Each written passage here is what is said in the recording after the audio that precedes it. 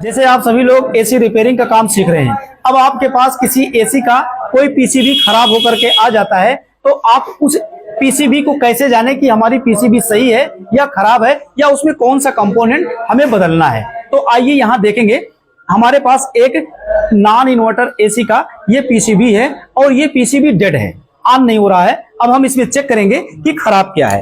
तो चलिए सबसे पहले हम यहाँ देख लेते हैं कि इस पीसीबी को हम पहले वोल्टेज देंगे, यानी कि सप्लाई देंगे। तो सप्लाई देना आपको बताया ही गया है कि रिले के उस पिन पर हम सप्लाई देते हैं जो फ्यूज से कंटिन्यूटी बताएगा।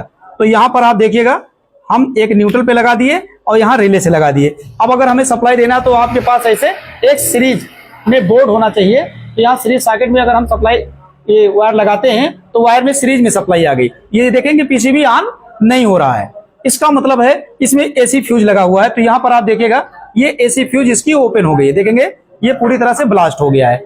अब हम क्या करेंगे, सप्लाई को निकाल देंगे और इसमें फ्यूज को दूसरा लगाएंगे। तो फ्यूज यहाँ पर देखिएगा, हमारे पास एक नई फ्यूज है, ये देखिएगा। अब हम इसमें नई फ्यूज लगा रहे हैं। अब नई फ्यूज लगाने के बाद पीसीबी हमारी ऑन होनी चाहिए। तो चलिए देखता हूं, सीरीज में हम फिर से एक बार सप्लाई देकर, तो यहाँ देखेंगे बल्ब फुल ग्लो कर रहा है। इसका मतलब ये हो गया कि पीसीबी में फ्यूज जो ब्लास्ट हुआ है, ब्लास्ट होने का कारण है कि इसमें और कंपोनेंट शॉर्ट हैं। अब उन कंपोनेंटों का भी पता लगाना है, उसके बाद हम फिर से एक बार सप्लाई देकर चेक करेंगे। तो जैसे आप देखेंगे कि ये फ्यूज हमने दूसरा लगा दिया है और ये जो सीरीज में बल्ब था फुल ग्लो कर रहा है, इसका मतलब आगे शॉर्टिंग है। तो आगे शॉर्टिंग का मतलब है न्यूट्रल फेज के मार्ग में कहीं शॉर्टिंग है। तो न्यूट्रल फेज के मार्ग में कहां शॉर्टिंग हो सकता है, जैसे यहां देखेंगे एक एमओबी लगा है और एक कैपेसिटर लगा है। तो इसी एमओबी और कैपेसिटर को पैरेलल में लगाया गया है और यहाँ देखेंगे स्टेप डाउन ट्रांसफार्मर है, इसको 220 वोल्ट एसी मिलेगा, तो ये स्टेप डाउन वोल्टेज आउट करेगा। तो यहाँ पर देखते हैं, ये जो एमओबी लगाया गया है, कहीं ऐसा तो नहीं कि ये एमओबी हमारा शॉर्ट हो गया हो। तो यहाँ पर देखेंगे डायोड मोड में हम मल्टीमीटर को सेलेक्ट कर लेते हैं। तो इस तरह से डायोड मोड में जब आप इसको सेलेक्ट कर लेते हैं, अब मीटर के दोनों प्राप से आप चेक करेंगे एमओबी के दोनों पिनों पर।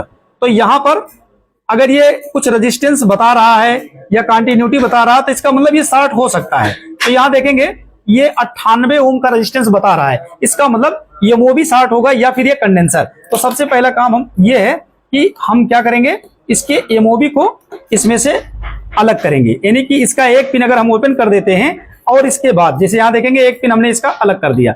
अब हम पीसीबी को फिर से सप्लाई देंगे और सप्लाई यहाँ पर देखेंगे सीरीज में ही देना है। तो आप देखेंगे पीसीबी ऑन हो गई, इसका मतलब ये पता चल गया कि इसका एमओबी अगर हम बदल देते हैं तो पीसीबी हमारी सही हो जाएगा। आप सबको समझ में आया? Thank you.